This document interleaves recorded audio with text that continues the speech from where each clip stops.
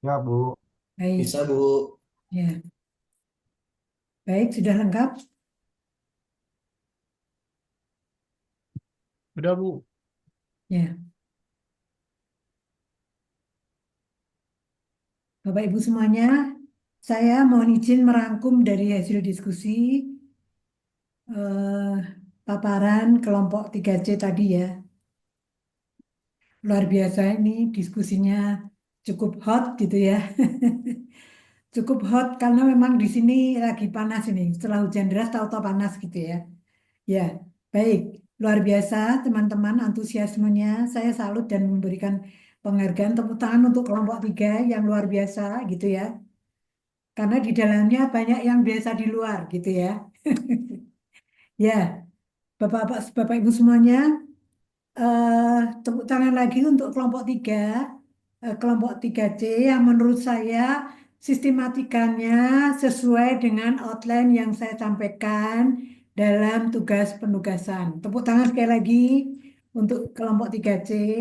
Jadi runtutannya hampir sama dengan kelompok 3A ya. Sudah rigid, sudah sesuai dengan penugasan, best practice-nya apa, kemudian dianalisa keunggulannya kenapa, kemudian inovasinya seperti apa, milestone-nya seperti apa. Punten, sekali lagi tidak bermaksud membandingkan, tetapi karena ini namanya pembelajaran bersama, mungkin untuk kelompok 3B yang perlu perbaikan cukup signifikan, tapi nggak apa-apa, masih ada waktu. Gitu ya, Pak Itu Ridwan dan sengaja, Bu. Karena baru belajar kan, jadi memang harus ya, salah gitu. makanya ya nggak apa-apa, aman Pak Ridwan. Jadi justru dengan diskusi ini saling melengkapi, saling mengisi sehingga Bapak Ibu semakin apa memahami apa pembelajaran di agenda 3 dan bagaimana nanti penerapannya di proper yang Bapak Ibu gagas. Jadi tahapannya ada Bapak Ibu tuh nanti kalau ini kan benchmarking tempat tertentu. Nanti Bapak Ibu pada instansi Bapak Ibu sendiri lakukan diagnosis reading kan tahapannya itu seperti milestone yang disusun oleh kelompok 3 tadi. Ada kan? Coba mungkin kelompok 3 bisa memaparkan lagi, boleh di-share lagi terkait 3C, Bu. tentang 3C. sekaligus milestone-nya. 3C maksudnya, Bu. 3C, 3C. Ya. Jadi apa? Sudah ketika jadi urutannya gitu. Best practice, kemudian keunggulannya apa, ditelaah, diteliti. Tadi ada SWOT, ada macam dari situ kemudian digagas inovasinya. Setelah ada gagasan inovasi, susun milestone. Besok Bapak Ibu ketika menyusun proper juga seperti itu, gitu ya. Diagnosa reading organisasi Bapak Ibu sesuai tusi, gitu ya. Seperti apa, keunggulannya apa, kelemahannya apa yang belum dicapai, gitu ya. Kemudian dari situ, ini kan ada nih urutannya analisis keunggulan. Setelah analisis keunggulan, kemudian ada lesson learn. Dari situ dibuat inovasinya apa, milestone-nya seperti apa. Bapak Ibu nanti ketika menyusun proper juga sama seperti itu. Ketika menggagas inovasi tertentu, maka Bapak Ibu harus menyusun milestone kapan itu akan dilakukan. Coba punten 3C milestone-nya. Ya, ya. Nah, sebetulnya sebelum milestone ini kan sudah jelas nih. Coba satu slide di atasnya lagi. Punten. Ya. Gagasan inovatifnya. Gagasan inovatif ini menjawab hasil lesson learn, tindak lanjut hasil lesson learn, penguatan branding, peningkatan infrastruktur, sarana pendukung, penguatan kapasitas SDM, gitu ya. Jadi mungkin ini yang perlu dituangkan, kemudian ini dituangkan dalam milestone, gitu ya. Dan punten lanjut slide berikutnya, sebetulnya di milestone-nya jelas nih, ini jangka pendek 1 tahun kan penyusunan rencana aksi setelah dari inovasi tadi. Kemudian bulan ketiga, empat, kemitraan dengan swasta, target infrastruktur, layanan transportasi. Mungkin kalau saya boleh menambahkan, Bapak Ibu kelompok 3C, di sini selain kemitraan swasta, kaitan infrastruktur, mungkin tadi ditambahkan beberapa usulan terkait dengan apa kolaborasi atau dengan tadi dinas terkait, misalnya itu jalannya jalan nasional, berarti mungkin melalui dinas Kimpraswil kerjasama atau menghubungi kolaborasi koordinasi dengan pusat misalnya. Oh ini jalan provinsi berarti dengan Provinsi Jawa Timur. Ini jalan kabupaten dengan dinas PU-nya kabupaten dan seterusnya mungkin bisa ditambahkan. Tapi sebetulnya di situ sudah ada. Hanya di sini tulisannya adalah kemitraan dengan swasta. Mungkin perlu ditambahkan karena ini kaitannya dengan infrastruktur, layanan transportasi, perlu juga ditambahkan kaitannya dengan tadi pemerintah. Karena kan sudah nyusun rencana aksi. Kemudian di sini kan ada outputnya adalah renstra revisi, ada rencana tahunan yang 1-2 bulan. Outputnya MOU. Mungkin kalau dengan instansi pemerintah sendiri, outputnya adalah apa nanti dipikirkan. Misalnya outputnya adalah kerjasama atau koordinasi gitu ya. Kemudian kolaborasi, kemudian peluncuran platform digital, kan ini membangun tadi branding dan sebagainya. Kemudian evaluasi dan penyempurnaan. Mungkin saran saya itu, tetapi memang ini yang paling kebetulan runtut gitu ya, sesuai dengan penugasan. Itu mungkin Bapak Ibu semuanya yang bisa saya sampaikan, saya sebagai fasilitator. Kemudian ya, contohnya misalnya, saya sepakat bahwa memang ini apa namanya peran kepemimpinan itu tidak bisa diabaikan. Zaman Pak Aswara Anas itu memang luar biasa. Sampai ada membangun bandara, gitu ya, khusus ada penerbangan Banyuwangi Surabaya ya, nggak salah, nggak tahu sekarang masih nggak gitu ya. Jakarta Surabaya, Jakarta Banyuwangi langsung Bu. Ada ya Sebelumnya langsung. belum ada. Ya, Jakarta Banyuwangi langsung. Ya, itu kan luar biasa. Nah, memang eh, tidak bermaksud mengkultuskan, tetapi hanya kita coba ingat KAI di bawah reformasi Pak Jonan. Gitu kan luar biasa perbaikannya. Tetapi sampai sekarang itu masih berkelanjutan. Karena apa? Selain Pak Jonan menyiapkan perubahan, beliau juga ada namanya organisasi pembelajar. Jadi kita menggunakan juga agenda 2, ada organisasi pembelajar. Jadi selalu memberikan kesempatan stafnya, jajarannya untuk belajar, gitu ya, untuk belajar, untuk mengupdate dirinya.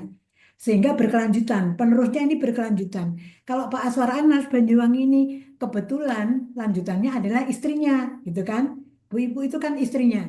Jadi lebih berkelanjutan. Dan tadi dibangunnya memang sistem, kuat memang, saya akui. Karena memang jejaringnya luar biasa. Makanya Bapak Ibu, eh, di agenda 3 itu ada namanya marketing sektor publik. Di dalamnya itu nanti Bapak Ibu penugasan kedua kan marketing ya, terkait marketing. Boleh lanjut, boleh cari lokus lain. Karena di marketing itu ada yang namanya bagaimana Bapak Ibu mampu memetakan stakeholder. Mana stakeholder yang mendukung, mana bagaimana meyakinkan komunikasinya dengan mereka. Sebetulnya mereka punya kekuatan tetapi belum tertarik gitu ya. Itu berarti dia ada di eh, laten di kiri atas. Tapi bagaimana Bapak Ibu dalam perjalanan inovasi itu meyakinkan berkomunikasi dengan stakeholder itu supaya terutama mereka yang punya kekuatan power kuat itu bisa bergeser ke kanan. Ke kanan atas itu apa? Promoter, mendukung dan mensupport betul promoter gitu ya. Itu nanti di propernya Bapak Ibu nanti di pembelajaran akan dijelaskan. Dan itu harus ada Bapak Ibu. Ini pembelajaran untuk tadi nanti besok menyusun proper Bapak Ibu. Dan ini sudah lengkap ya, apa namanya analisanya sudah runtut.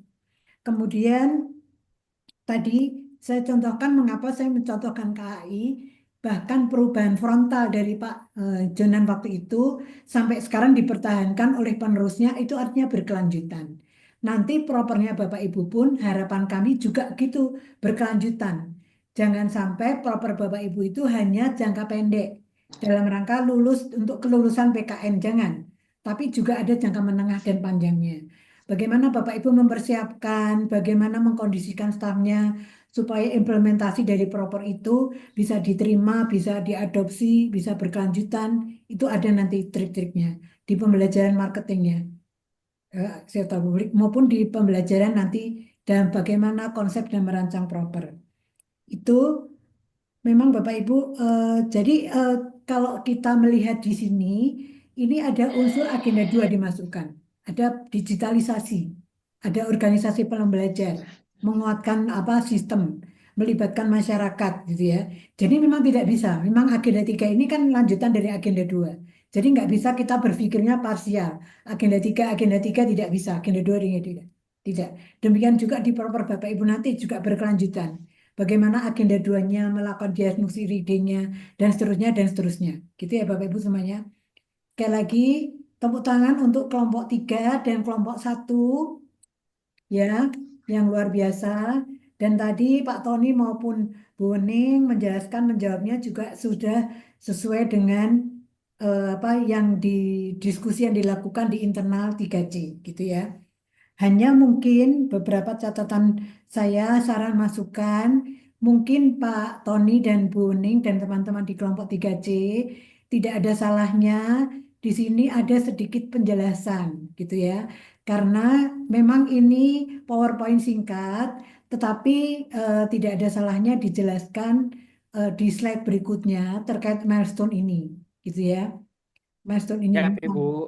Siap, ditambahkan siap, saja, Bu. dilengkapi, sehingga orang awam yang membaca lebih memahami. Kalau Siap. sekarang kan kurang memahami, Siap, Setuju, siap, Bu. Bu. Setuju. ya kurang memahami karena terlalu ringkas gitu ya, terlalu singkat. Yang memahami hanya kelompok 3C. Jadi ada pertanyaan dari kelompok lain. Tapi kalau mungkin ditambahkan sedikit di slide setelah milestone ini, tambahkan sedikit penjelasan, mungkin siapapun yang membaca akan lebih memahami. Itu Siap, saran saya Ibu. mungkin Baik, Bu. demikian Bapak Ya, Ibu Bu. semuanya. Siap, Ibu. Siap. Ya, tepuk tangan untuk kelompok 3 yang luar biasa. Saya sangat salut dan bangga dengan kelompok ini. Baik, Terutama saya selaku Kepala Dinas Kesehatan, ilmu saya tentang kesehatan.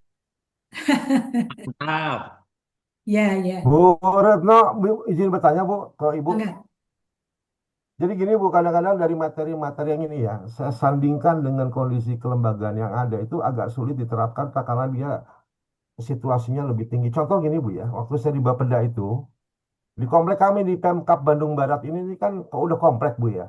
Kalau di Hmm, swasta itu diperlukan manajer building, hmm, ya kan? Kita berinovasi. Nah, saya bilang waktu itu ke organisasi kita perlu UPTD yang fungsinya seperti manajemen, yang ngurusin cat, yang ngurusin listrik, yang ngurusin lift, segala macam air, ya kan? hmm, Ternyata itu dikunci, Bu, sama PP oleh kementerian. Jadi kadang-kadang kami yang di daerah ini ingin melakukan inovasi, tapi dibikin strukturnya itu rigid gitu loh, Bu. hmm. Itu, Bu, yang harusnya kami lakukan apakah kita harus, karena kalau merubah PP kan repot juga, Bu. Gitu-gitu, Bu Retno. Ya, ya. Baik. Gini Pak Tony, menjawab itu perlu saya sampaikan terkait dengan ini, Pak. Jadi yang namanya inovasi itu bisa inovasi, inovasi administrasi negara yang direkomendasikan. Bisa berupa inovasi metode atau konsep. Tadi misalnya Pak Tony mengatakan itu ada PP-nya. Bisa inovasinya dalam rangka review PP. Boleh nggak apa-apa gitu. Nggak Berarti apa-apa. Bapak Ibu ya mereview kebijakan itu ya, regulasi ya. Ya, nggak apa-apa Pak. Karena kan itu termasuk administrasi negara. Bisa nanti Bapak Ya, hanya Bapak mengatur milestone-nya. Mungkin milestone jangka pendeknya apa, mungkin koordinasi, internalisasi dan sebagainya. Menengahnya apa, baru tercapainya misalnya jangka panjang nggak apa-apa. Tapi itu adalah gagasan inovasi. Nggak apa-apa Pak Tony. Ya, siap, karena siap, Bu, siap. kita jangan terpaku inovasi itu hanya terkait dengan aplikasi misalnya. Itu tidak bisa inovasi negara lain. Prosesnya misalnya, metodenya, inovasi produknya, inovasi konsepnya, atau inovasi pembangunan SDM-nya atau inovasi terkait dengan hubungan atau jejaring kolaborasinya gitu ya. Bisa Pak Tony, inovasi kebijakan bahkan ketika mengusulkan ada perubahan struktur organisasi, ada nih salah satu eh, saya dari BPOM tahun yang lalu, dia inovasinya adalah diantaranya terkait dengan struktur organisasi. Karena menurut beliau, ini struktur organisasinya nggak pas nih seperti ini. Sehingga dia mengatur, Ah, Pak, diatur di milestone gitu. Bisa Pak Tony? Ya, itu siap, diatur di siap, Bu. milestone ya. Itu. Ya, makasih, Bu. Ya, sama-sama Pak. Gitu Pak. Silakan ada lagi Bapak Ibu semuanya. Ya, kalau tidak ada, kita lanjut ke tugas asinkronus kedua terkait marketing sektor publik, khusus marketing ya Bapak Ibu semuanya ya. Saya izin mengingatkan share untuk asinkronus kedua. Bentar, saya buka dulu.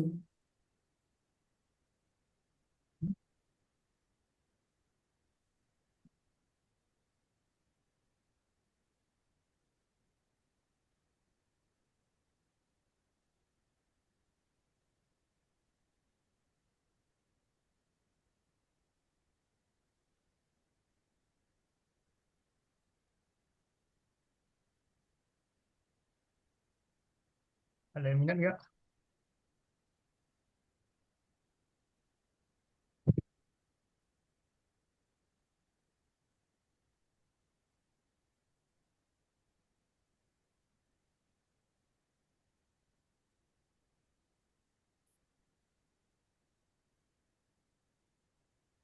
Bapak Ibu, mohon jangan melupakan slide dari saya ya. Jadi Ya, ini Bu. Bapak Ibu tugasnya adalah boleh instansi yang sudah dianalisa sebelumnya atau ganti instansi lain yang dianggap telah mempraktekkan marketing sektor publik dengan baik. Kalau ini khusus terkait marketing sektor publik. Kemudian diskusikan analisa aspek yang baik tadi, implementasinya seperti apa. Kemudian kalau sudah itu lessonnya seperti apa, buat gagasan perbaikan atau inovasi khusus marketing, kemudian dilanjutkan dengan milestone gitu ya. Ya, ini mengingatkan ini. Baik, eh, silakan Pak Ridwan sebagai Ketua Kelompok 3 mau menugaskan siapa untuk diskusi yang asinkronus kedua ini. Mangga silakan. Intinya Baik, waktu saya menugaskan Pak Tony sekarang ya, sebagai Ini kerjain ini Dinis nih. moderator. ya silakan Biar ya tambah Pak Tony. semangat. Ya, semangat tepuk tangan untuk Pak Ya, Tony. semangat Pak Silakan Pak Tony. Tony. Semangat, semangat Silakan. tepuk tangan untuk Pak Tony. Ya, baik Pak Tony. Baik, terima kasih. Tolong Mohon manajemen izin, waktu. Ibu. Kita sampai jam 17 ya Pak Tony ya. Ya, Siap, jadi kasih waktu 10 menit. Jadi ini karena 3 kelompok, sekarang sampai jam 17 kan Bu ya. ya, Jadi saya kasih waktu 20 menit, 20 menit. Sisanya nanti kalau ada kasuistis pertanyaan yang ya, manjang gitu kan. ya, Maka ya. sekarang kelompok 3B. 3B untuk memaparkan asinkronus 2-nya. Silakan, siapa yang mau memaparkan? Ayo semangat, semangat, semangat 3B, 3B, semangat, semangat. Pak Ridwan, ayo Semangat, 3B, semangat. semangat. Iya. Pak Priske, Ridwan, Bu Priske. Bu Friske-nya lagi rapat.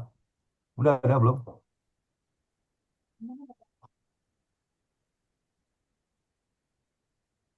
Bentar ya.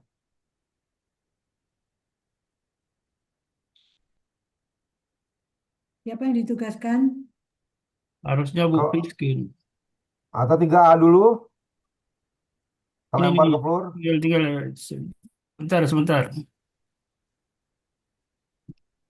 Dibuka dulu Pak, dibuka dulu. Ini apa? Stop share dulu. Stop share, buka tugasnya, baru nanti share share lagi. Ya, udah keluar belum? Belum Pak. Belum, belum. Pak ini stop share dulu Pak Punten. Stop share dulu, kemudian Bapak buka dulu filenya. Nah, Ya, Oke, udah ada, udah ada. Monggo. Assalamualaikum warahmatullahi wabarakatuh. Waalaikumsalam warahmatullahi wabarakatuh. Waalaikumsalam warahmatullahi wabarakatuh. Waalaikumsalam Terima warahmatullahi kasih wabarakatuh. Waalaikumsalam warahmatullahi wabarakatuh. Pak Tony selaku moderator dan Ibu Retno sebagai narasumber. Izinkan kami dari kelompok 3B mengekspos tentang tugas dua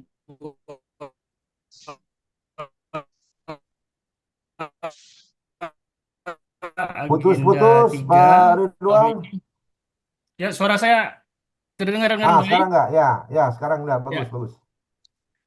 tugas kami yaitu mengekspos strategi marketing sektor publik dalam pengembangan pariwisata dengan lokus studi kasus di Dinas Pariwisata Kabupaten Badung, Bali. Nah, ini menyaingi kelompok Pak Tony ini 3C.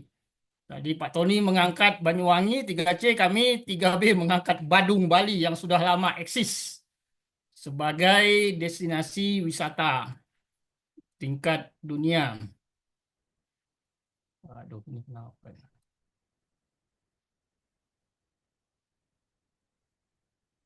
Ya, ini adalah anggota kelompok kami, Ibu Priske, kemudian saya sendiri, kemudian Pak Samsul Marin, Pak Muhammad Kardapi, Pak Wan Zulkifli, dan Pak Saril Abdul Raub. Mohon siap-siap pertanyaan, tapi yang jelas sudah aman karena posisi yang selalu bertanya Pak Tony kita jadikan moderator. Bercanda. Strateginya mantap. Mantap, Pertama, Pak Riwan. pendahuluan kita tahu bahwa Kabupaten Badung merupakan salah satu pusat pariwisata dunia yang berlokus di Bali dengan kawasan utamanya seperti daerah Kuta, kemudian Seminyak, kemudian Nusa Dua dan Uluwatu. Dan ini menjadi andalan bahkan bukan hanya untuk nasional saja, bahkan untuk dunia, di mana kami melakukan pendekatan marketing sektor publik digunakan dalam rangka untuk promosi. Tapi juga selain promosi kita eh, membangun citra positif dari kota atau Kabupaten Badung sebagai pusat tujuan wisata dunia. Kemudian juga sebagai sarana dalam rangka membangun partisipasi masyarakat, kemudian juga merupakan strategi untuk menumbuhkan pertumbuhan dan perkembangan dari ekonomi lokal.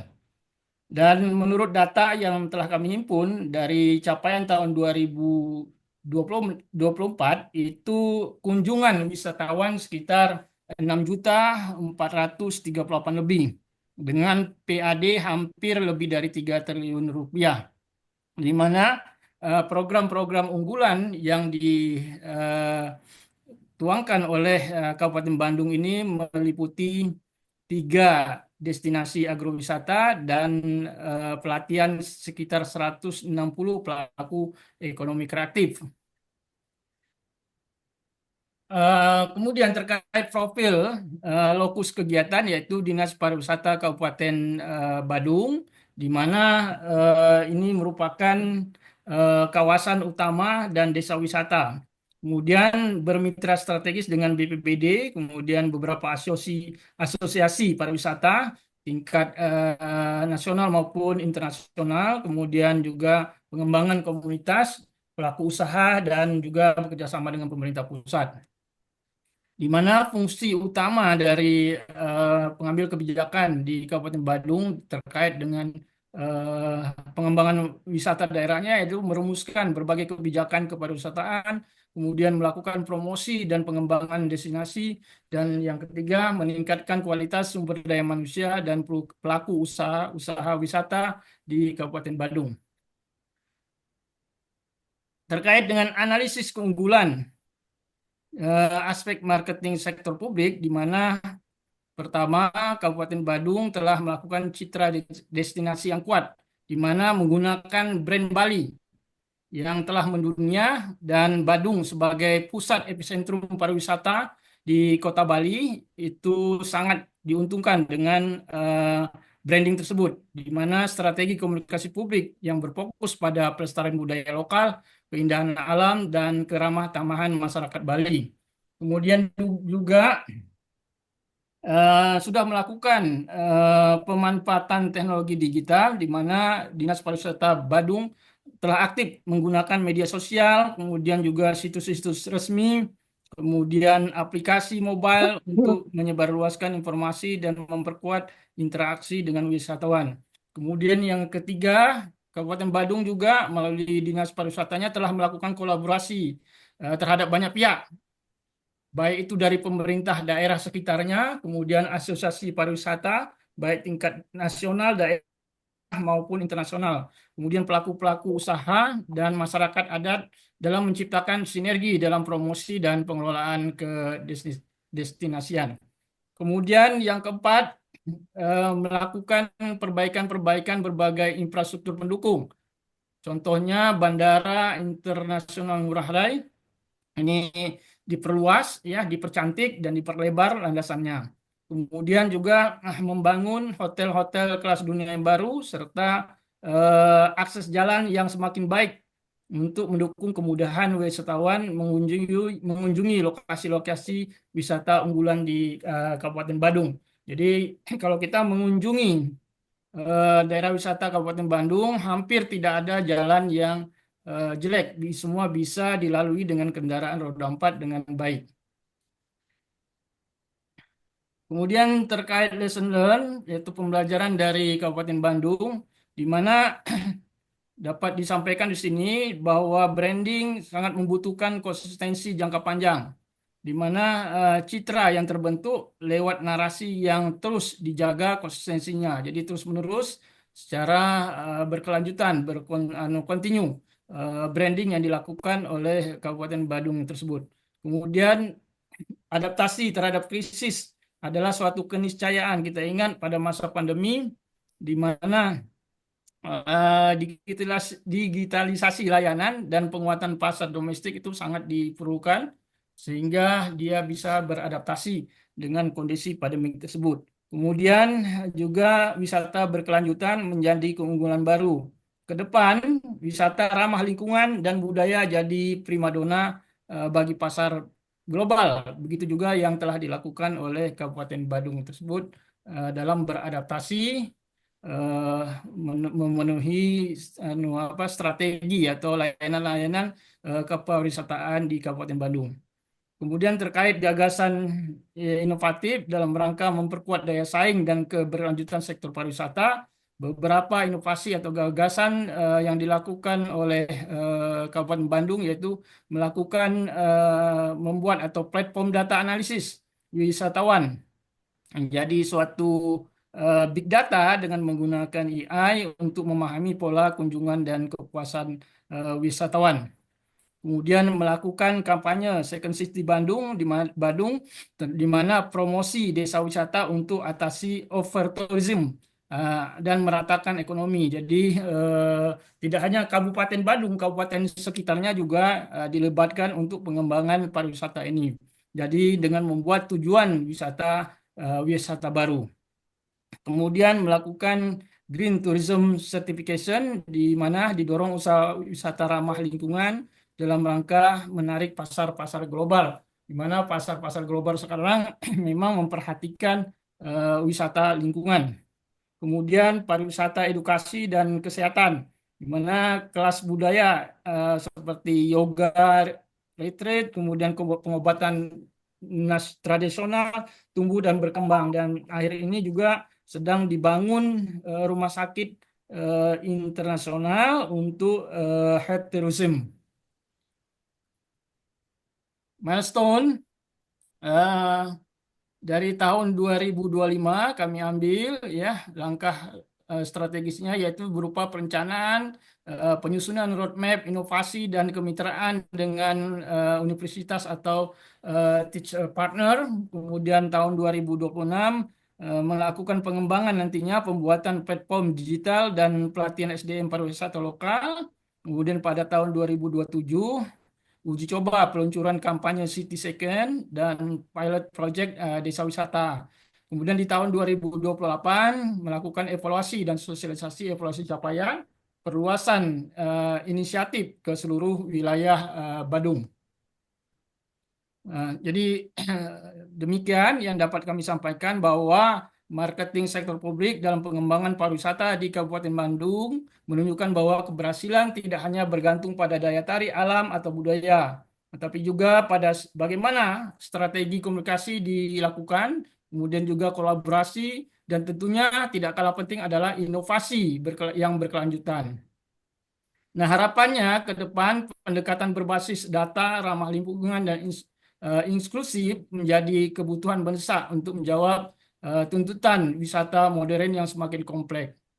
Dengan mengintegrasikan pembelajaran masa lalu, kemudian gagasan-gagasan baru yang tumbuh dan berkembang, itu menjadi relevan. Dan Kabupaten Badung berpotensi mempertahankan posisinya sebagai destinasi wisata unggulan dunia dan tidak akan terkejarkan oleh Kabupaten Banyuwangi. Terima kasih. Billahi taufiq wal hidayah. Wassalamualaikum warahmatullahi wabarakatuh.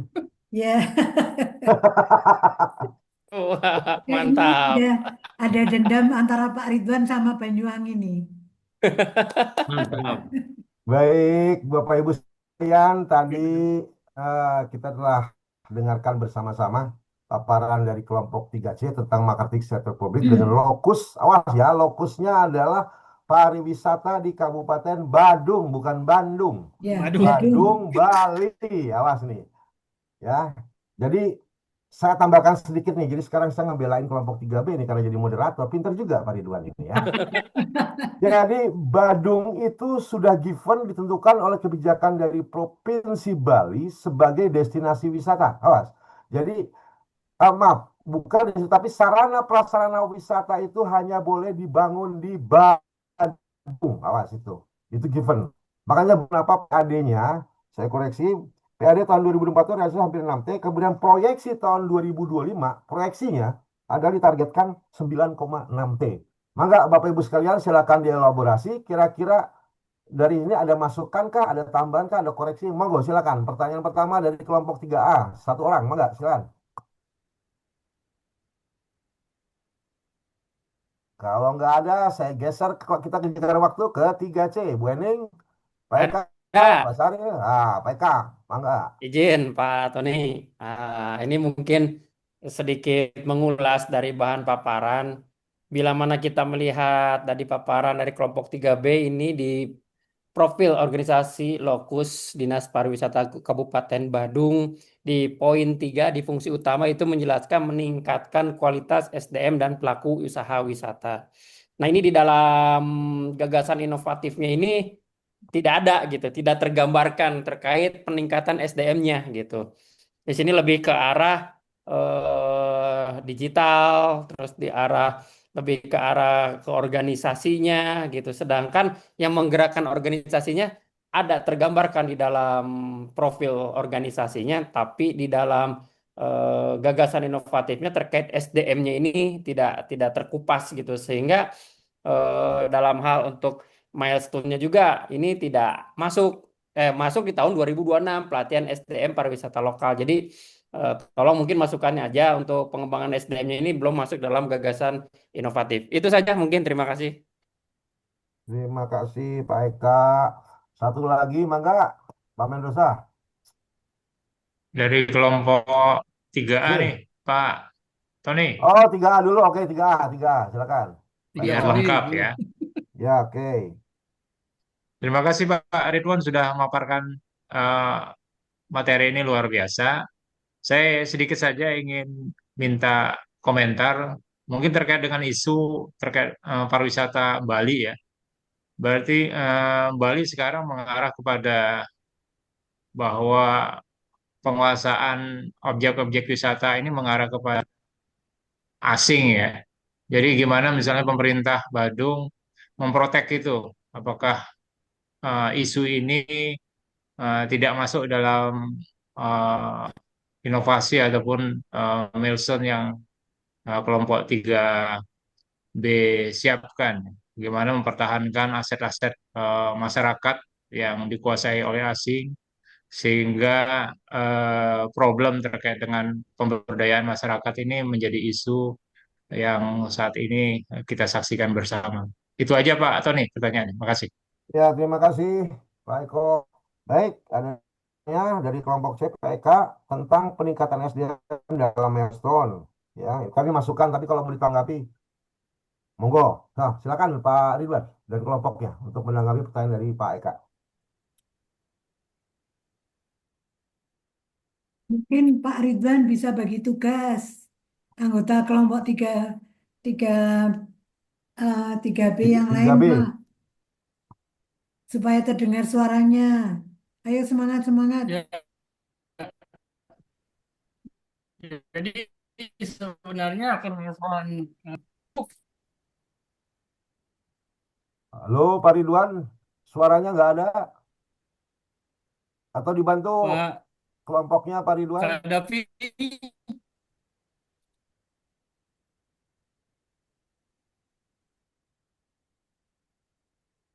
Nge-lag ini, aduh. Pak Ridwan kayaknya nge-lag tuh. Ya.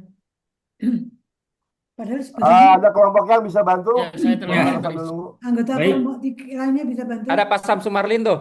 ya, Ya.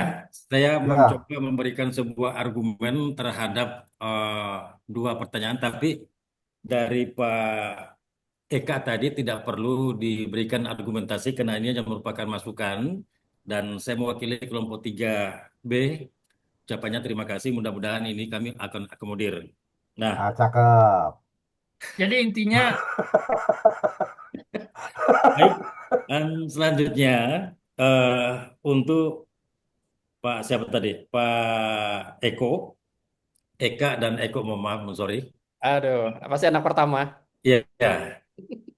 Bagaimana langkah-langkah yang dilakukan oleh pemerintah Kabupaten Badung dalam mengantisipasi atau memprotek budaya-budaya asing yang kemungkinan nanti akan menggerogoti atau menjadi persoalan di lokal Pulau Bali. Nah, Nah, ini juga sudah pernah kita diskusikan yang lalu dan kebetulan juga Izin saya Pak Sumarlin, siap. penguasaan aset Pak, bukan budayanya. Oh, aset ya. penguasaan Ya, aset. Sorry. Penguasaan Nah, aset oleh asing, Pak.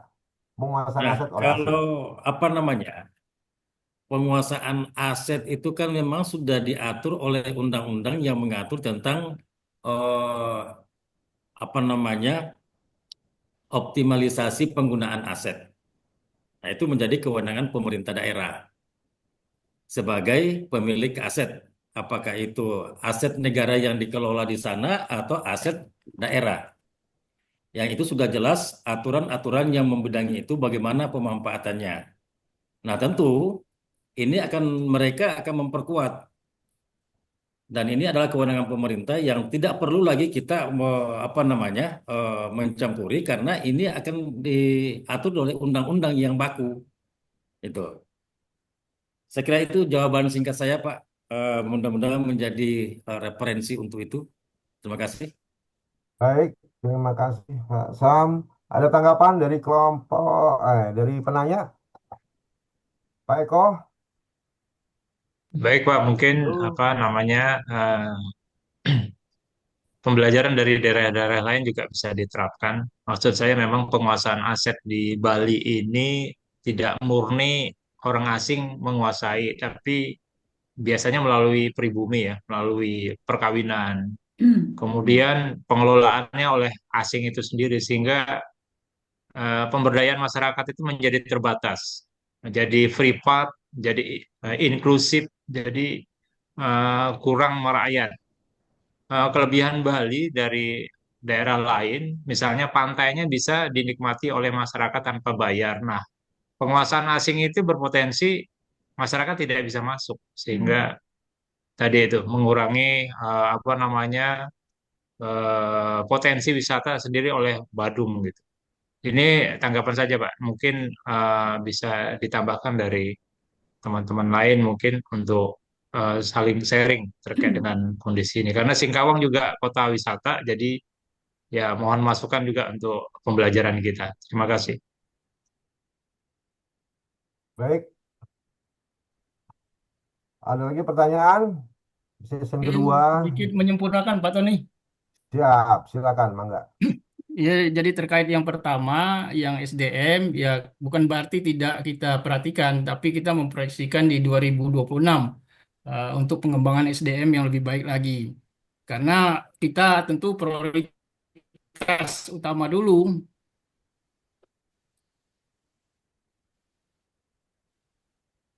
Pak Ridwan ini Putus Yang Bandung putus, kita Barat. Bang. lakukan Bilang oleh Pak Ridwan. Pak Ridwan ini Bandung Barat, tapi kenapa sering nge-lag ya? Itu Bu, karena keseringan pantun. halo,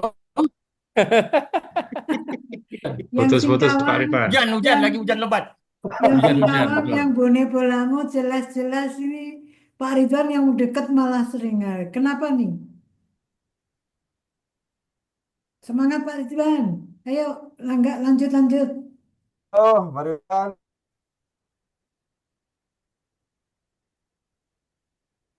Kalau saya tambahkan Terkait tadi ya, yang dari yang Ketua Bang. disampaikan Ah, ini dia. oleh Pak Eka tadi, dengar? Ya, Mas, Ya, halo? lanjut, Nah, lanjut. bentar, pindah tempat dulu. padahal Pak Tony Bandung Barat juga, Terkait tapi yang nggak pernah disampaikan oleh ngomong. Pak Eka tadi mengenai Ya, isu di mana dominasi asing dalam sektor pariwisata Badung, ya sebenarnya tidak perlu Pak Eko, ditanggapi karena bukan itu Pak kan Eka. isu. Eko.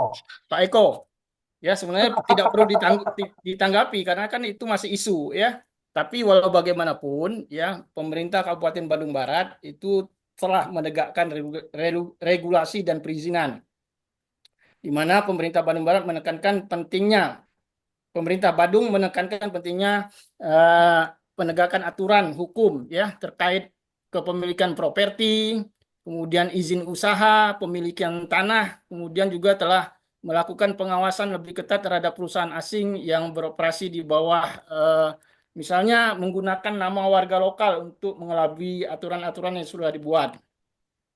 Kemudian juga pemerintah sudah bekerja sama dengan aparat hukum, kemudian juga sama ATR BPN untuk mengecek legalisasi transaksi wisatanya.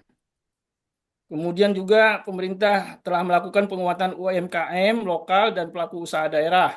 Jadi untuk menekan ya kepemilikan asing, bagaimana tadi strategi misalnya ya memperistri atau mempersuami penduduk lokal. Kemudian juga melakukan penataan ruang dan pengendalian investasi, kemudian juga revitalisasi desa wisata dan ekowisata ini juga untuk meningkatkan kearifan lokal. Jadi masyarakat daerah itu bisa diberdayakan. Jadi tidak semata-mata juga masyarakat asing. Kemudian juga kebijakan peningkatan peran serta dari masyarakat adat ini juga dilakukan. Biasanya itulah salah satu atau beberapa langkah untuk menekan supaya isu-isu yang disampaikan oleh Pak Eka ini tidak benar adanya. Mungkin itu. Terima kasih. Baik, terima kasih. Pak Ridwan, ini saya tambahkan sedikit ya. Jadi untuk pertanyaan dari Pak Eko ini saya hanya bukan ngebantu tapi menambahkan wawasan. Jadi aset yang dikuasai asing, nah ini juga harus diperjelas nih. Yang dikuasai apa? Hak milik, hak guna bangunan, hak guna usaha, atau hak pakai. Jadi kalau berdasarkan Undang-Undang Pokok Agraria tahun 60 itu nggak ada hak milik. Asing nggak boleh. Tapi dengan adanya PP 69 itu yang boleh itu adalah hak guna usaha, hak guna bangunan, hak pakai. Tapi kalau untuk Bali ada perlakuan adat, ada kearifan lokal, di mana di sana itu tidak boleh. Ini bukannya sara ya. Jangankan orang asing, yang keturunan Chinese saja susah di Bali itu untuk memiliki tanah. Mungkin tambahan ya, koreksi kalau saya salah. Baik, yang Terima sesi kasih Pak pertama sepakat Tony. ya kita Sudah melengkapi. ya sama-sama. Wah, Oke, sekarang sesi yang kedua. strateginya mantap nih Pak Ridwan. Pinter deh. Izin Baik, Kang sesi Tony. yang kedua. Kelompok A. Ya, strategi Pak Ridwan berhasil karena moderator menambahkan penjelasan gitu ya. Ya, Kelompok C dulu ya, kelompok C Pak Mendrosa, monggo. moderator merangkap Baik, narasumber nih. ya, izin Pak Moderator, izin teman-teman kelompok 3B.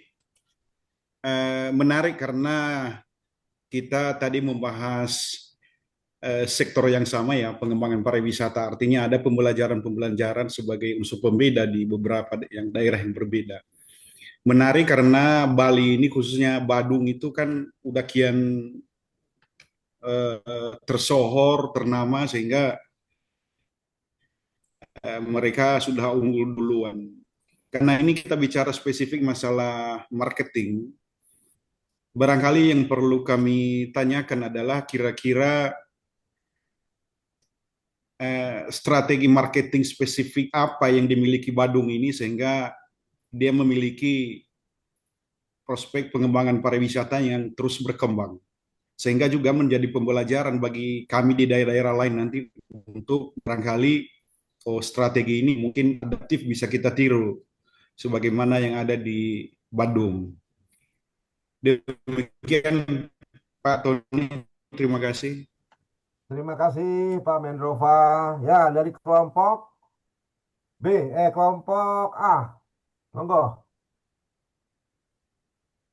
Ada dari kelompok A? Jumadil tuh Pak Pak Tony. Jumaidil tuh Pak Tony. Mana nih Pak Jumaidil? Tadi Ya. ngacung, sekarang hilang acungannya. Cuman satu yang saya lihat ini. juga. Jadi begini Pak, kalau kita lihat Badung itu hampir sempurna lah objek wisatanya. Cuman satu yang sering mengganggu dan beberapa kali kita ke Bali, hampir semua kita pernah ke sana, menyangkut masalah manajemen lalu lintasnya. Memang bukan tugas, tapi ini kan bagaimana kolaborasi dengan pariwisata, dengan dinas terkait, termasuk pemanfaatan kantong-kantong parkir yang ada. Sebab memang hampir jalan-jalan di Bali ini kan agak susah lagi dilebarkan dengan kondisi kendaraan yang makin padat. Itu pernah saya dari Denpasar ke Kuta, waktu tempuhnya hampir 4 jam. Apalagi Saya potong dulu Pak. Saya potong Ya. Pak Jumaidil. Langsung ke lokusnya, ke lokus. Jadi nanti nggak ngelebar. Pertanyaannya langsung ke lokusnya pariwisata Bali. Itu penataan kantor parkir objek wisata termasuk manajemen lalu lintas di dalamnya. Saya kira itu Pak. Oh itu oke. Ada lagi? Satu lagi penanya. Baik kelompok A atau kelompok C? Nggak ada. Kalau tidak ada, monggo kelompok B untuk menanggapi pertanyaan dari Pak Menko, Pak Jumaidi. Silakan. Ini Kelompok moderatornya 3A, 3B. galak banget, jadi yang mau tanya takut. Izin Pak Ketua, Ya, moderator. silakan. Jadi yang ini Ya, ada dua baik, terima pertanyaan, kasih. ya kan? Ada dua pertanyaan. Siapa yang mau menjawab nih pertanyaan dari Pak Mendrova? Betul, betul. Ya, strategi apa yang spesifik membumi atau dikenal secara internasional? Khusus strategi Dengan marketingnya, melihat Pak. Punten. beberapa strategi-strategi yang dilakukan oleh Badung Bali, kurang lebih sama dengan strategi-strategi yang dilakukan oleh provinsi lain, bahkan kabupaten lain. Hanya saja Badung Bali terbawa dengan keseluruhan sebagai Pulau Dewata yang sudah punya nama terkenal lebih luas. Yang konon kabarnya justru di luar negeri dikenal Bali, tetapi Indonesia yang tidak dikenal. Apakah Indonesia itu ada di Bali? Nah, ini memberikan indikasi bahwa ini yang membawa. Jadi tinggal Kabupaten Badung Bali dalam memperkenalkan pariwisatanya itu tinggal memoles, tinggal memperbaiki apa namanya, mengikutkan dalam nama yang sudah terkenal. Itu. Terima kasih. Baik. Pak Mendrova, ada tanggapan? Saya satu-satu supaya mengalir dan ada benang merahnya. Pak Ya, ya, Mendrova, ya, izin, ada tanggapan? ya, Ya. eh, ya, tentunya saya lebih berharap tadi bahwa ada spesifik marketing yang barangkali dikembangkan oleh Kabupaten Badung ini sehingga bisa eksis dengan disrupsi lingkungan eksternal persaingan dunia pariwisata yang begitu berkembang saat ini. Nah, sehingga itu yang saya harapkan tadi, tapi ya barangkali nanti ini menjadi pembelajaran bagi kita semua. Mungkin untuk mengulas lebih dalam lagi barangkali apa yang spesifik di Bandung. Terima kasih, Kang. Ya baik, terima kasih Pak Mendrova. Kalau saya tambahkan gini ya Pak ya. Bali itu sudah mendunia, bukan mendunia, ya mendunia lah dari 1800-an. Kenapa? Karena karakteristik uniknya yang dimiliki oleh Bali, Pak. Jadi dari dulu itu dibawa oleh Belanda, dipromosikan oleh Belanda, Bali itu memang unik, karakteristiknya memang unik itu, yang ada tidak ada di daerah lain. Beda kalau dengan Banyuwangi tadi, dia radikal Pak membangun. Tapi kalau di Bali itu sudah given dan di Bandung itu memang sudah diputuskan oleh pemerintah provinsi sebagai pusat sarana dan prasarana pariwisata. Jadi hotel-hotel hanya boleh dibangun di Bandung, tapi di kabupaten lain nggak boleh. Mungkin itu Pak tambahannya Pak. Jadi ada kebijakan dari Provinsi Bali yang menguntungkan Kabupaten Bandung. Maka sekarang lanjutannya dari tadi pertanyaan dari Pak Jumaidil. Silakan siapa yang mau jawab dari Izin kelompok jawab, B? Pak Moderator. Siap, monggo. Secara umum, tapi paling tidak secara spesifik tadi ditanyakan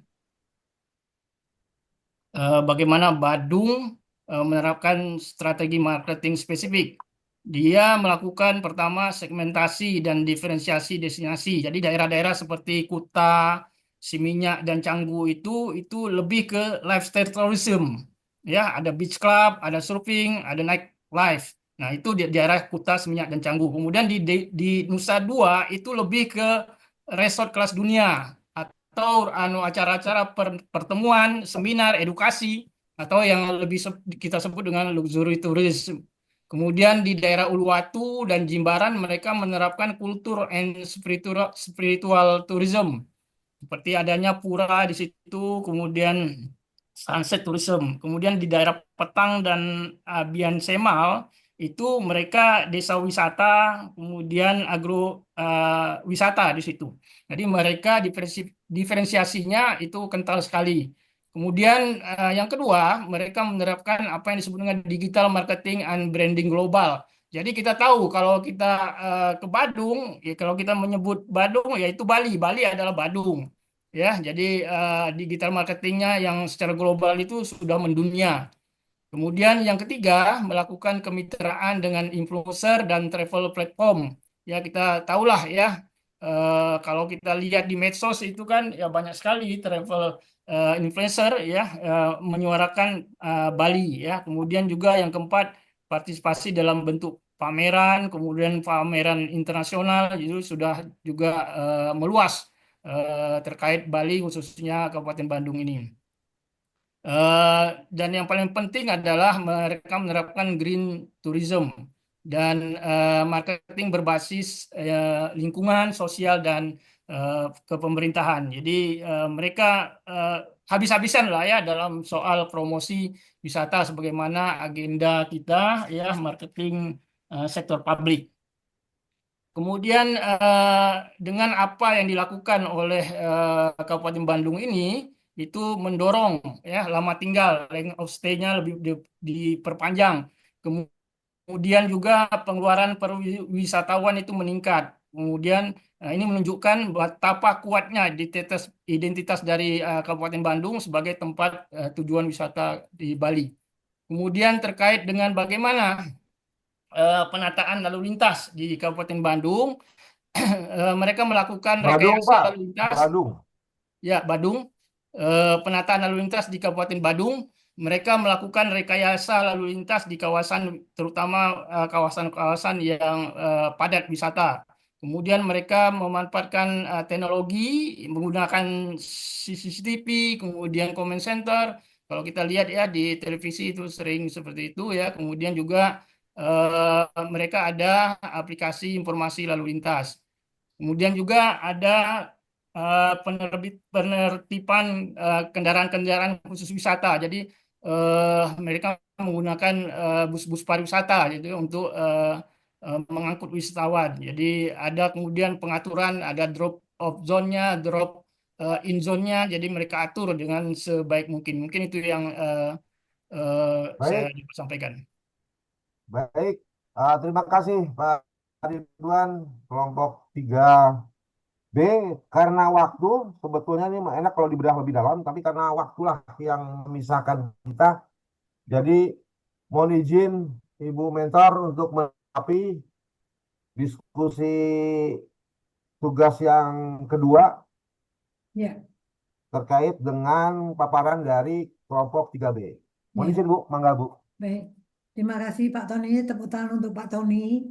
Ya, juga tepuk tangan untuk Pak Ridwan karena ya dengan Pak Ridwan menunjuk Pak Tony merangkap juga sebagai narasumber, gitu ya, menambahkan beberapa poin luar biasa. Taktik tik-taknya Pak Ridwan luar biasa. Ya, ya, gitu ya Pak Ridwan. Dan saya alhamdulillah Pak Ridwan atas penjelasan Pak Ridwan terakhir yang cukup panjang menjawab pertanyaan Pak Mendrova tadi khusus untuk marketingnya seperti apa. Mudah-mudahan Pak Mendrova sudah puas ya Pak ya. Karena yang dijawab oleh Pak Ridwan tadi sudah cukup rinci gitu ya. Sejak dari diversifikasi eh, lokus dan fokusnya, kemudian ada digital marketing, sampai kepada penertiban kendaraan-kendaraan lalu lintasnya, gitu ya. Pak Ridwan Hilang sudah Bu cukup. sinyalnya Bu. Kenapa Pak? Ya, Pak Mendrova ini kan dari Nias ya Pak ya? Ya, Ya Bu, ya. Saya pikir Nias mungkin tidak kalah indah sebetulnya. Hanya ya. mungkin belum dijual dalam tanda petik. Marketingnya Bu, marketingnya, iya. Betul, makanya belum dijual dengan baik. Betul. Mungkin Ya. beberapa poin disampaikan Pak Ridwan tadi, bisa Pak itu diadopsi, diadopsi beberapa yang kalau menurut saya bisa yang paling gampang, tapi anggarannya cukup besar mungkin melibatkan travel biro perjalanan Ya. dan Ya, betul. merekrut apa namanya influencer, ya. Ya. Kita Nias contohnya, bulan-bulan tertentu bagus ombaknya Bu buat ini, buat ya selancar. makanya Betul Kang, contohnya betul. Contohnya kemarin ketika influencer yang namanya Fuji gitu ya. Iya. Dia kan di Toba seperti itu. Sebelumnya sebetulnya sudah banyak, Toba itu sudah terkenal. Tapi dengan Betul. Fuji influencer dia melakukan itu, kan kemudian setelah dia viral banyak yang ke sana. Ingin Betul. sama dengan influencer itu. Mungkin Ya. Pak Mendrova bisa kerjasama dengan travel bureau, influencer meskipun harganya mahal gitu ya. Influencer sekarang Ya, itu kan mahal. Tapi kalau dengan travel bureau, dengan tertib tertentu lah, tadi Pak Ridwan misalnya sudah menyampaikan beberapa poin, gitu bisa. Saya pikir Nias cukup potensi sebetulnya untuk dikembangkan. Saya yakin bisa. betul Bu. Mendelva ya, Pak Mendelva ya. Makasih Bu. Ya, Makasih itu Bu. ya. Kemudian punten untuk kelompoknya Pak Ridwan, mungkin kalau saya boleh menyarankan untuk milestone-nya Ya, Bu. bisa mungkin di breakdown Pak, jangka pendek, menengah dan panjang. Tadi kan milestone-nya baru umum ya Pak ya, per tahun Ya ya Bu. kalau nggak salah. Per Ya, tahun, per tahun. per tahun. Coba bisa misalnya 2 tahun itu jangka pendek, kemudian nanti tambah menengahnya 3 tahun, panjangnya di atas 5 tahun, misalnya bisa di breakdown itu. Sehingga tadi masukan-masukan terkait dengan SDM itu misalnya dia masuk jangka pendek atau menengah gitu ya. Usul yang dari Pak Eka tadi. Kalau Pak Eko tadi kaitannya dengan bagaimana aset-asetnya gitu ya. Itu mungkin terkait dengan regulasi, penguatan regulasi bisa. Ya. Sama dengan di Jogja sebetulnya. Jogja itu kalau bukan orang Jawa, aslinya Chinese itu kan nggak bisa dapat hak milik. Paling-paling hanya GB paling banter. Karena dia pakai tanah, misalnya bukan tanah Betul, sultan betul. pun, Jogja itu nggak boleh. Kalau Chinese bukan pribumi, memiliki hak milik itu nggak boleh. Paling nggak banter adalah HGB. Sama, mungkin Betul. setiap daerah punya ciri khas itu, gitu ya. Nggak apa-apa, undang-undangnya mungkin perlu diatur seperti itu. Mungkin itu bisa ditambahkan di ini Pak Ridwan milestone-nya kalau di breakdown jangka pendek menengah panjang bisa masukkan ke situ. Gitu ya. Mungkin kalau saya tambahnya itu untuk Pak Jumaidil tadi kaitannya dengan lalu lintas juga ya Pak ya. Kantong-kantong parkir tadi udah terjawab oleh Pak Ridwan juga. Mungkin itu yang bisa saya sampaikan Pak Tony. Untuk Baik. ini perbaikannya kalau saya secara prinsip hanya di milestone saja. Coba lebih di breakdown. Ya, Baik, Ya terima Bu. kasih Ibu Moderator. ya, Baik rekan-rekan, jadi yang kelompok 3B sudah ya. Pak Tony, selesai, tugas saya serahkan kembali ke Ketua Kelompok Pak Ridwan. Monggo. Pak Tony, punten saya menambahkan, mungkin Pak Ridwan, apa yang disampaikan Pak Ridwan di terakhir tadi untuk spesifikasi marketing sektor publiknya bisa juga dituangkan Pak di dalam narasi di materi paparannya. Ya. Karena itu kan di materi paparan belum ada, baru Pak Ridwan menambahkan, gitu ya. Jangan-jangan nih Pak Ridwan tinggal di sana berbulan-bulan nih karena menguasai betul nih, gitu ya. Ya, silakan Pak Tony, terima kasih. Saya kembalikan Pak Ridwan. Pak Ridwan tiap Ya. minggu ke sana itu. Salah, cuma setahun 2 kali aja mengunjungi properti. Ya, terima kasih Pak Tony yang telah memimpin diskusi begitu apik sehingga diskusinya hidup dan membakar suasana. Baiklah, Untuk kelompok, silakan Pak untuk Ridwan. Pak Ridwan. untuk yang selanjutnya dipersilakan kelompok 3C dengan moderator Pak Jumadil ya.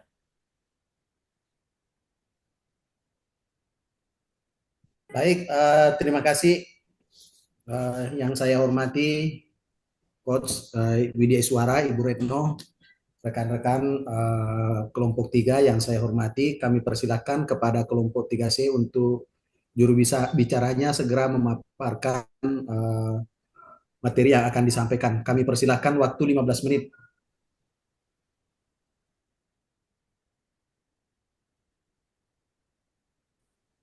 Baik, terima kasih. Izin teman-teman kelompok 3C. Ini langsung bersambung ini. Kita masih membahas marketing sektor publik dan tetap kami ambil lokus ini Dinas Pariwisata Kabupaten Banyuwangi dengan kelompok Pak Eka, Pak Roni, Pak Muhsin, Pak Taundasi, Pak Tony, dan Bu Wening.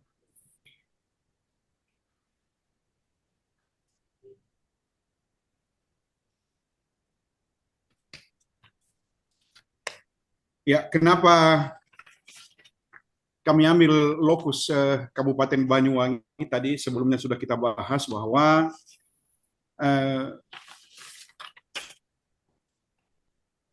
reputasi pengembangan potensi pariwisata di Kabupaten Banyuwangi ini luar biasa, sehingga mampu bersaing di tengah-tengah pesatnya industri pariwisata global. Dan tentunya satu keunggulannya adalah karena memiliki kemampuan marketing yang baik. Kita mengenal bahwa marketing sektor publik adalah pendekatan strategis untuk mempromosikan layanan, program, kegiatan, barang, kebijakan pemerintah kepada masyarakat. Dan Dinas Pariwisata Kabupaten Banyuwangi dipilih sebagai lokus dengan alasan bahwa yang pertama, dia memiliki inovasi dalam pemasaran sektor publik. Dan kedua, kabupaten ini sebagai pelopor pemanfaatan pemasaran digital, di salah satunya itu di Banyuwangi Tourism PPS. Dan ketiga, dia memiliki model pengembangan kolaboratif sektor pariwisata yang baik.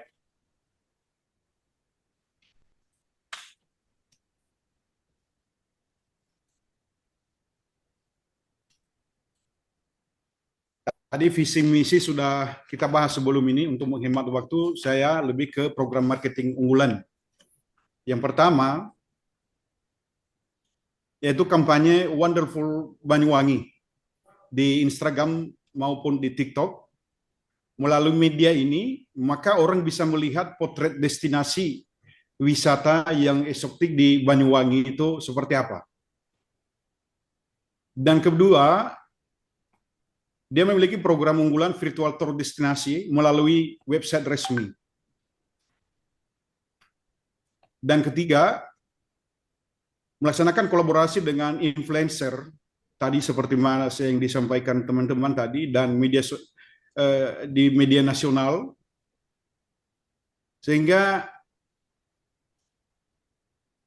orang memiliki bayangan dan simulasi destinasi tujuan wisata di Banyuwangi itu seperti apa, sehingga memiliki ketertarikan.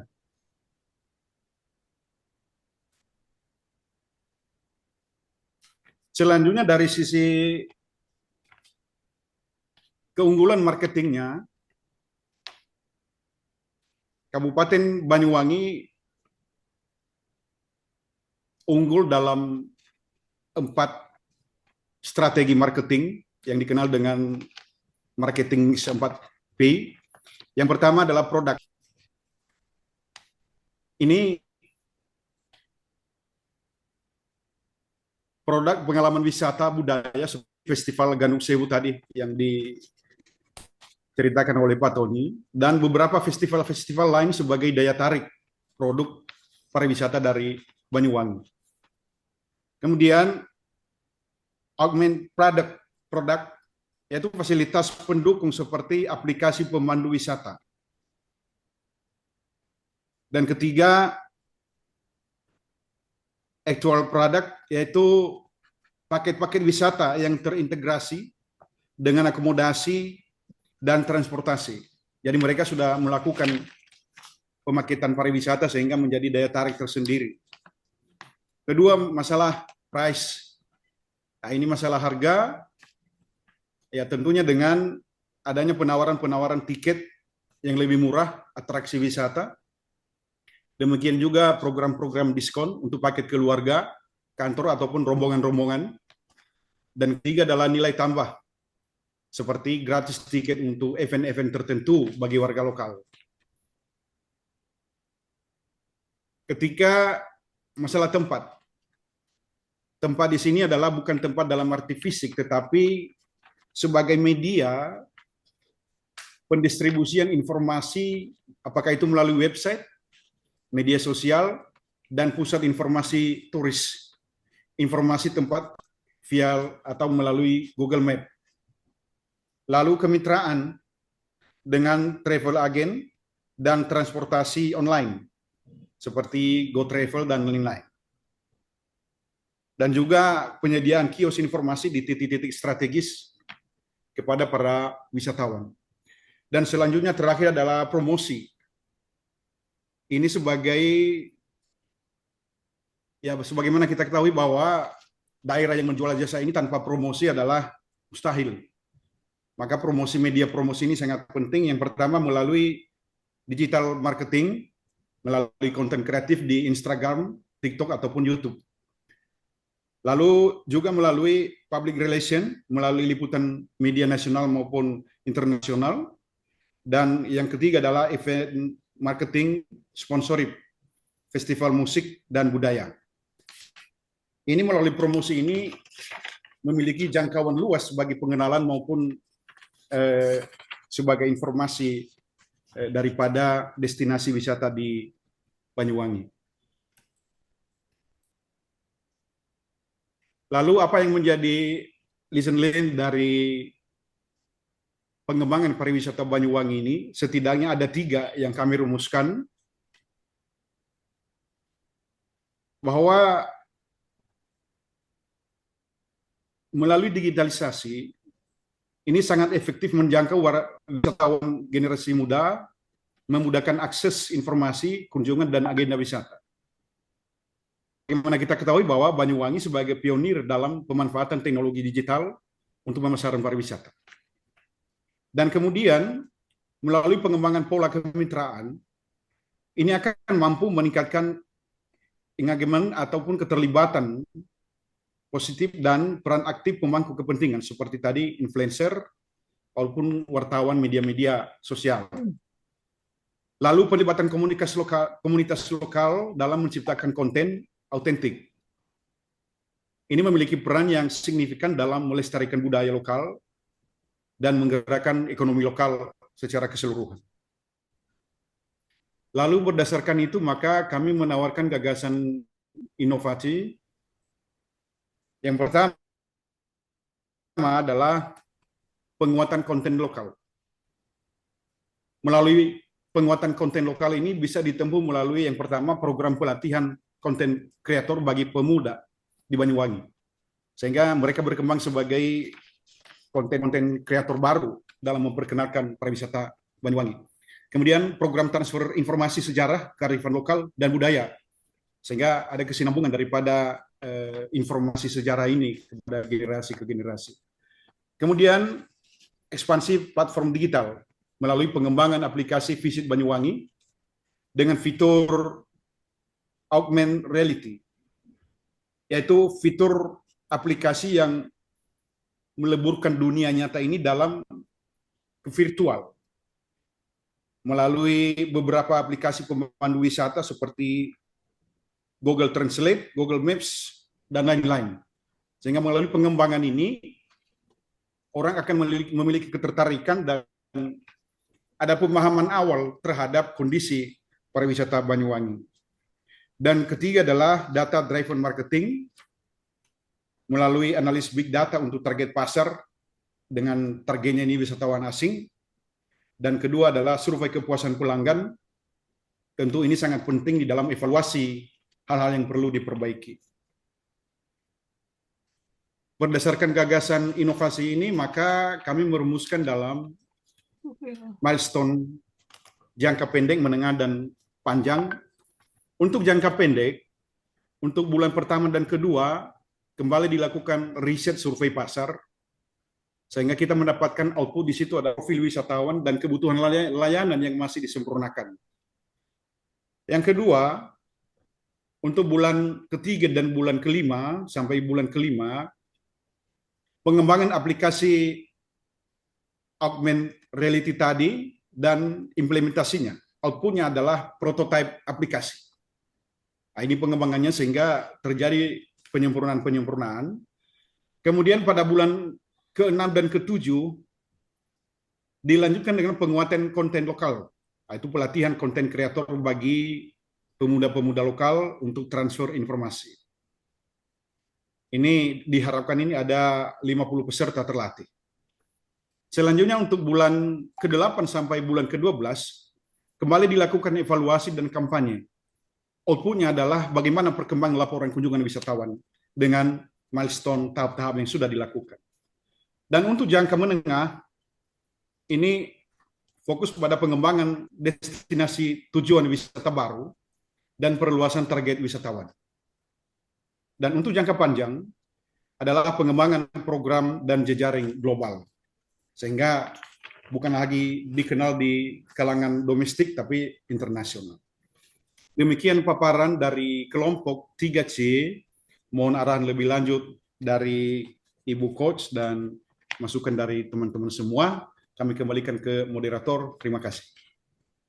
Baik, terima kasih Pak Tuan Brasi. Ada beberapa hal yang perlu kami garis bawahi di sini bahwa terkait dengan program marketing unggulan di mana Banyuwangi itu dikenal dengan istilah Wonderful Banyuwangi dengan 4 keunggulannya yaitu produk, price, place, dan promotion. Saya kira itu hal-hal yang saya bisa garis bawahi terkait dengan kegiatan marketing dimaksud. Kami persilahkan kepada kawan-kawan sekalian dari kelompok 1 maupun dari kelompok 2 untuk menyampaikan masukan, saran, ataupun pertanyaan terkait dengan materi tersebut. Dipersilakan.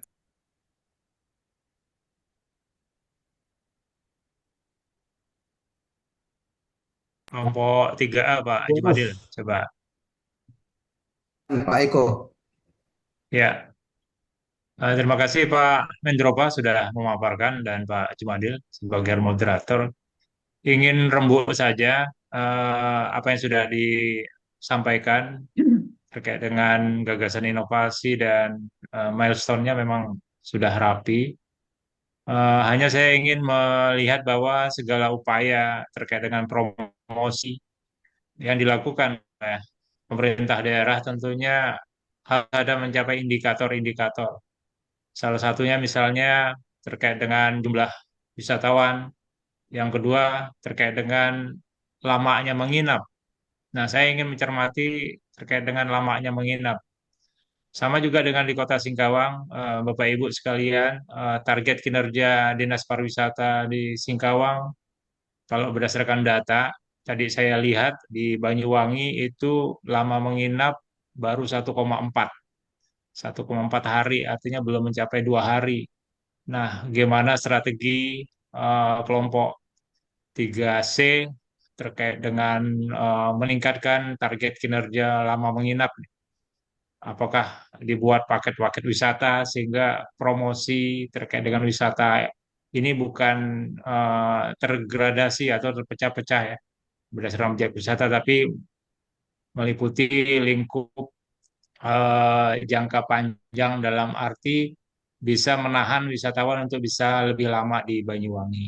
Saya pikir itu. Terima kasih Pak Jumadil. Ya, terima kasih Pak Eko. Selanjutnya dari kelompok 3B, silakan. Kalau tidak ada, kami persilahkan dulu dari kelompok 3 untuk menjawab pertanyaan tersebut dari Pak Eko. Silakan.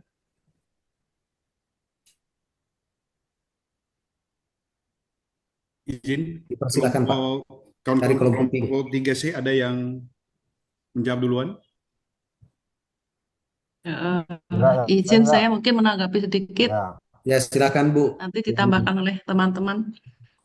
Tadi menyimak yang pertanyaan yang disampaikan ke kami terkait dengan lama menginap ya Pak ya. Jadi memang tadi Pak siapa tadi yang bertanya ya, Pak Eka ya, Pak Eko.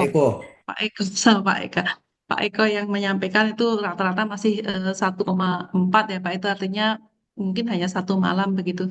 Nah, memang dari beberapa strategi marketing yang dimiliki oleh Banyuwangi sebetulnya juga sudah dikembangkan berbagai paket dan atraksi wisata. Dan ini kalau kita kembangkan paket itu kan tidak hanya melihat satu event gitu ya, tidak hanya mungkin melihat apa satu atraksi saja, tetapi mungkin bisa menjadi satu paket beberapa destinasi yang dikunjungi dalam satu waktu. Tentu ini perlu didukung dengan kemudahan di dalam mendapatkan apa namanya tempat-tempat menginap gitu. Makanya memang ada kemitraan ini dengan travel agent, baik dengan dalam konteks untuk transportasi maupun untuk tempat tinggal ini, hotel barangkali pengembangan-pengembangan homestay yang sekarang kan lebih senang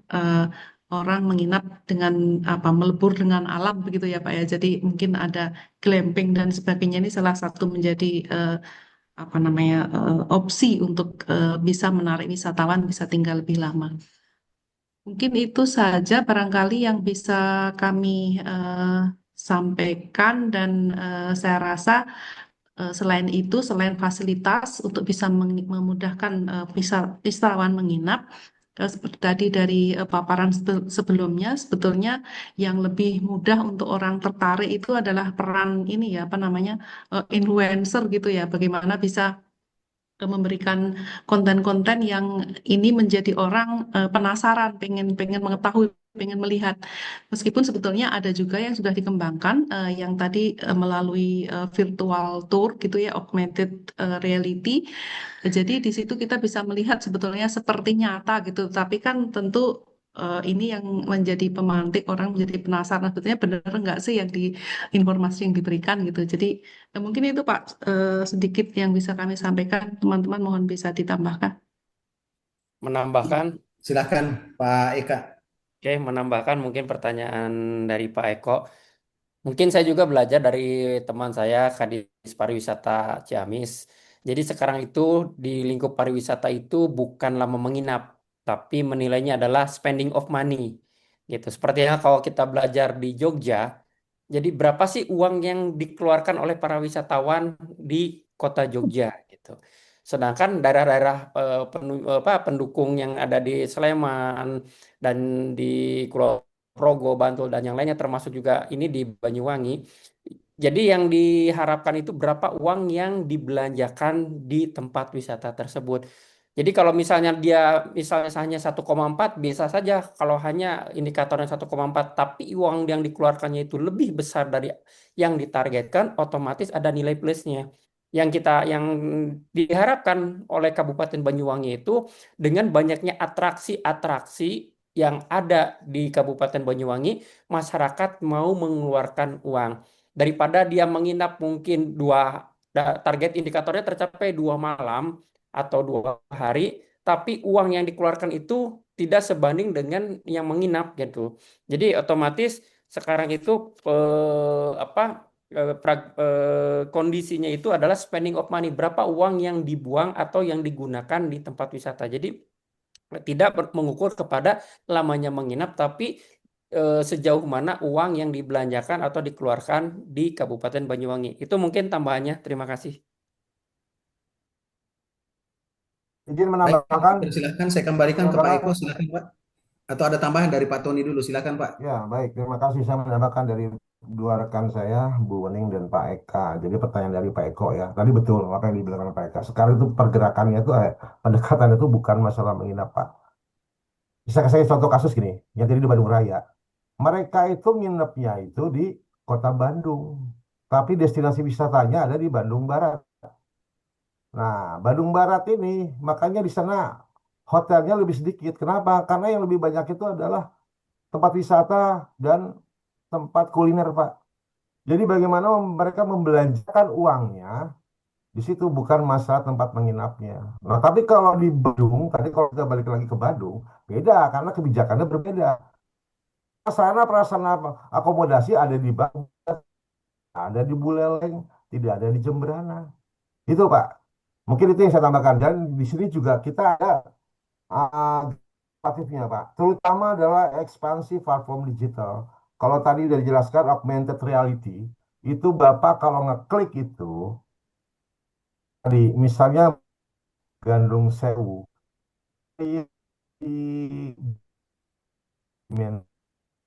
bukannya satu arah informasinya, tapi Bapak misalnya mau belok ke kiri, bisa seperti Google Map 3 dimensi. Mungkin itu tambahan dari kami. Terima kasih. Baik, ini menarik ya Pak. Kalau apa yang disampaikan oleh Pak Tony, Pak Eka dengan Ibu Wening memang terkait dengan hal tersebut itu dalam rangka meningkatkan kunjungan wisatawan, lebih mengarah lagi kepada bagaimana mereka membelanjakan pengeluaran untuk kegiatan wisata tersebut. Sehingga memang penting platform-platform digital itu memberikan promosi yang terbaik. Saya sedikit saran dari saya, mungkin bisa platformnya di Banyuwangi kan banyak banyak sekali objek wisatanya, baik budaya, alam, kemudian eh, dan lain-lain. Mungkin one destination, one visit, seven destination, bisa dengan slogan-slogan demikian itu bisa menggugah orang-orang berkunjung. Ternyata saya hanya berkunjung satu kali, tapi bisa menikmati beberapa tempat-tempat wisata. Ya, saya kira intinya begitu, Pak Eko. Kami kembalikan ke Pak Eko, silakan Pak. Baik Pak Jumadil, Bu Bening, Pak Eka, Pak Tony setuju terkait dengan apa namanya besaran uang yang keluar saat itu memang eh, ada korelasinya Pak terkait dengan lama menginap. Semakin wisatawan lama menginap, artinya putaran uangnya juga semakin besar. Kita di Kota Singkawang memang kendalanya sama tadi dijelaskan sama Pak Tony tadi, nginapnya di Pontianak, tapi wisatanya di Singkawang gitu. Jadi nggak sampai 2 hari, sehari udah pulang. Tapi ada kerugian yang didapat oleh Singkawang kalau tidak bisa mempertahankan tadi wisatawan bisa lama. Tapi betul kata Pak Eka, bagaimana kita menjual wisata itu dengan UMKM dan lain-lain sehingga spending money-nya itu semakin besar walaupun tidak lama menginap. Terima kasih masukannya. Ya, kami persilahkan satu penanya lagi sebelum kami kembalikan ke coach Kelompok Bentar, B Pak boleh. dari Jumaidil. kelompok Iya. dua. Pak Silakan. Jumaidil, Ya, punten. Waktunya udah habis. lebih. Punten Pak Jumaidil, punten. Silakan Bu. Ya. Ya. Kalau misalnya ini kita stop dulu, boleh nggak? Kita lanjutkan besok. Bisa Oh, Bu, sangat bisa. boleh, Bu. Karena saya Nanti Boleh harus Bu, menjelaskan. boleh. kalian Iya. pemaparan dari Bu, bisa banget. kelompok 3A. Ya. Karena saya harus menjelaskan penugasan untuk besok. Ya, Ini bisa sudah Bu. saya kirim di Siap, kolom Bu. chat, Ada tugas lagi. sudah kirim di kolom chat, sudah saya kirim di kolom chat, tetapi saya perlu menjelaskan, ya. Siap. Masih ada tugas lagi. Tenang aja Bapak Ibu, ya. Punten ya, mohon izin share untuk asinkronus ketiga.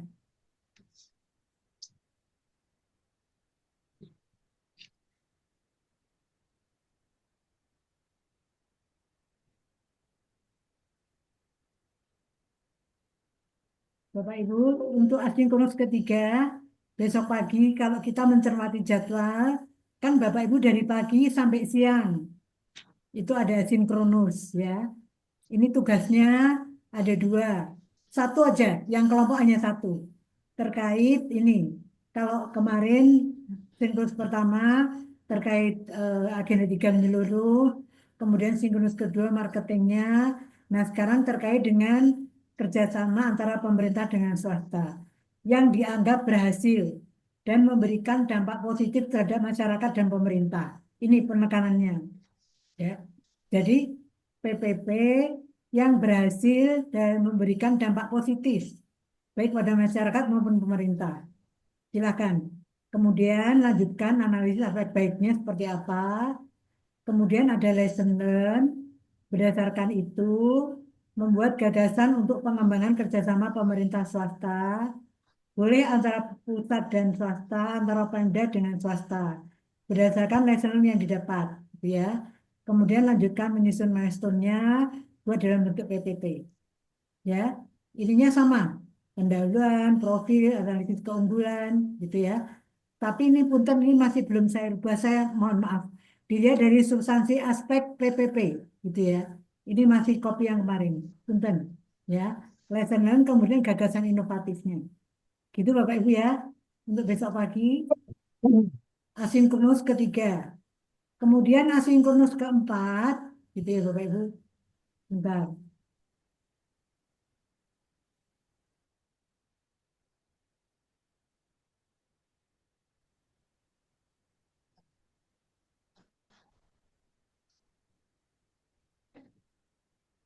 Saya izin share asinkronus keempat. Supaya jangan salah persepsi ya Bapak Ibu ya. Ya Bu, kayak kelompok 2 Bu. Kenapa Pak? Kayak kelompok 3B, salah persepsi. Ya, ini Bapak Ibu semuanya. Punten. Asinkronus keempat. Ya. Ini yang keempat itu tugasnya individu, nggak ada tugas kelompok. Ya, tugas individu di sini Bapak Ibu intinya adalah setiap peserta mengambil lesson learn dalam setiap penugasan kelompok. Jadi tugas kelompok asinkronus 1, 2, 3, lesson learn-nya apa. Kemudian kalau Bapak Ibu menganggap itu mau dimasukkan untuk perbaikan IC, silakan. Tapi kalau Bapak Ibu menganggap nggak perlu esainya saya sudah cukup seperti di awal, nggak apa-apa juga, silahkan, gitu ya. Mangga, bebas. Jadi lesson lanjut diskusi apa saja. Tadi kan ada terkait marketingnya seperti apa, ada 4P, 1C dan seterusnya. Ada kemudian analisis risiko dan sebagainya misalnya gitu ya. Kalau Bapak Ibu menganggap dari lesson diskusi asinkronus 1, 2, 3, termasuk diskusi kita di Zoom ini, ada yang mau ditambahkan di tugas esainya, boleh. Nggak apa-apa. Di sini ada waktunya, besok pagi itu. Tapi kalau menurut Bapak Ibu, enggak, saya enggak mau memperbaiki yang kemarin aja sudah cukup, enggak apa-apa juga, gitu ya. Kemudian Bapak Ibu mau menambahkan gagasan inovatifnya nih, misalnya belajar dari Badung, belajar dari Banyuwangi, dan seterusnya. Mau menambahkan unsur-unsur bagaimana untuk perbaikan kinerja organisasi, dari IC yang Bapak Ibu susun, boleh, silakan tambahkan. Outline-nya bebas, karena untuk IC. Ya, baik, selamat mengerjakan. Mungkin itu saja Bapak Ibu, tambahan saya. Sudah saya share di kolom chat ya, tugasnya. Bu, tanya Bu, izin Bu. Boleh, silakan Pak Tommy. Jadi yang essay 1, 2, 3 yang awal-awal dulu Bu ya. Kalau dipandang perlu ditambahkan lesson learn-nya. Kan begitu Bu ya? Yang agenda 3 saja, isi agenda Oh, yang 3. agenda 3 saja. Ya, Oke, baik Bu. tapi kalau Itu kalau itu tidak ada batas waktunya Bu untuk pengumpulannya, uploadnya. termasuk tugas kelompoknya, besok pagi kan Ya. besok kan kita ketemunya siang, gitu ya. Jadi batas waktunya pokoknya sebelum sinkronus mulai. Oh, siap. Besok kita Kamis kan kita mulai pembelajarannya jam 1. Ya. Ya, jadi waktunya panjang dari pagi jam 8 sampai jam 12 itu Bapak Ibu difasilitasi oleh penyelenggara link Zoom. Dan nanti di situ sudah langsung masuk breakdown kelompok-kelompok sampai pada ruang-ruang kecil sub-sub kelompok 1, 2, 3. Silakan diskusi di situ, rumuskan, termasuk perbaikan-perbaikan asinkronus 1 dan 2 tadi ya Bapak Ibu semuanya ya. Ya. Siap Bu. Karena itu pokoknya sebelum besok jam 1 gitu ya. Itu masukkan supaya saya bisa menilai. Karena memang yang dinilai oleh fasilitator adalah yang terakhir diunggah di Hailing. Gitu ya, Bapak Ibu. Termasuk Bu. esainya, itu saja. Ya, Bapak Ibu ada pertanyaan lagi? Izin Bu bertanya, Silakan. lokasinya boleh lanjutin yang tadi atau harus baru Bu? Kalau mau melanjutkan nggak apa-apa, sepanjang menurut Bapak Ibu memang dia baik P3-nya. Karena best practice terkait dengan PPP, kerjasama. Dan diyakini dia bisa menunjukkan mempunyai manfaat baik untuk masyarakat maupun pemerintah.